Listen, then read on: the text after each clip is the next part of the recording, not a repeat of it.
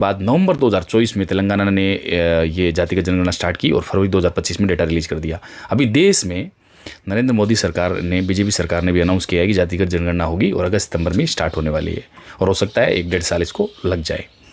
तो क्या जातिगत जनगणना से क्या फ़ायदे होंगे? फ़ायदा ये होगा जो रिजर्वेशन जो है वो सही तरीके से डिवाइड होगा।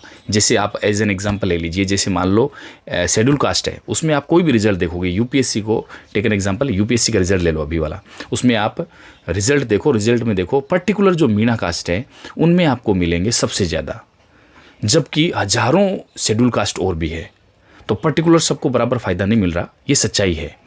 तो इस डेटा रिलीज से, जातिगत जनगणना के डेटा रिलीज से कोई फ़ायदा नहीं होगा, लेकिन उस डेटा पर अनुसंधान किया जाएगा, उस पर नई नई नीतियां बनाई जाएगी, सही तरीके से जो संसाधन है उनका सबको डिवाइडेशन होगा, तो ये इसके फ़ायदे हो सकते हैं। तो ये बड़ा अहम कदम माना जा रहा है। तो चलो डिस्कस करते हैं फिर इसके बारे में। कर्नाटका ने पहली बार कोशिश की थी 2014 के अंदर, फिर उसके बाद पहले कोशिश करने वाला कर्नाटक था, फिर उसके बाद बिहार ने 2023 में डेटा रिलीज किया।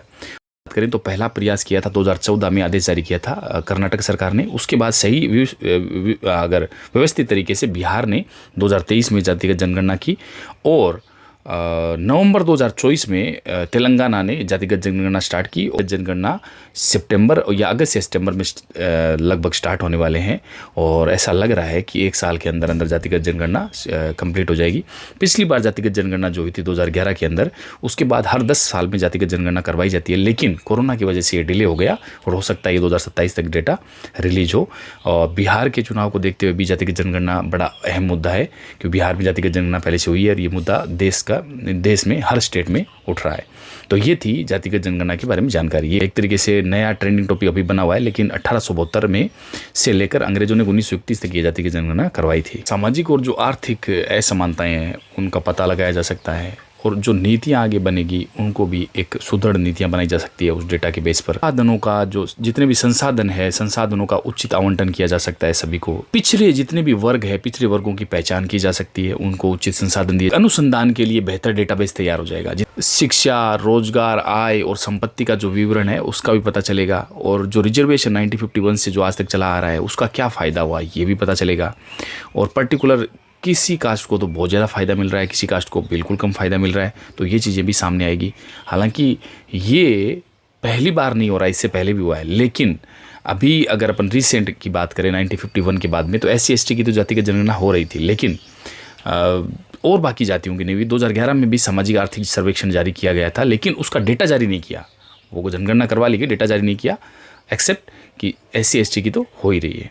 फिर अगर अपन देखें तो तेलंगाना और बिहार इसमें सबसे पहले राज्य हैं। जातिगत जनगणना सबसे पहले कब हुई थी और क्या ये सरकारें जो दावा कर रही है कि बोले इस बार पहली बार जातिगत जनगणना हुई, क्या इससे पहले कभी नहीं हुई?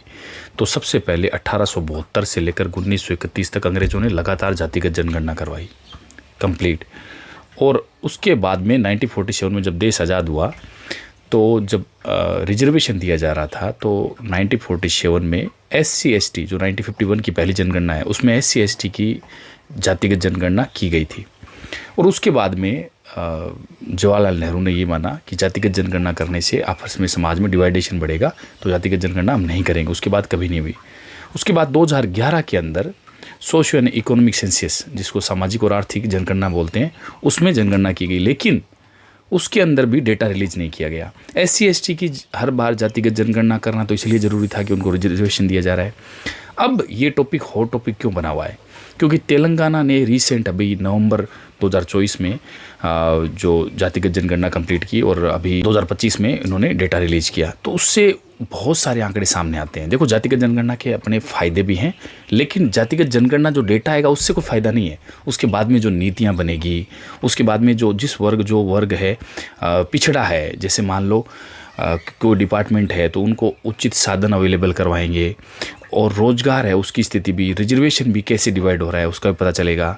नई जो नीतियाँ बनेगी वो भी ढंग से बनाई जा सकती है।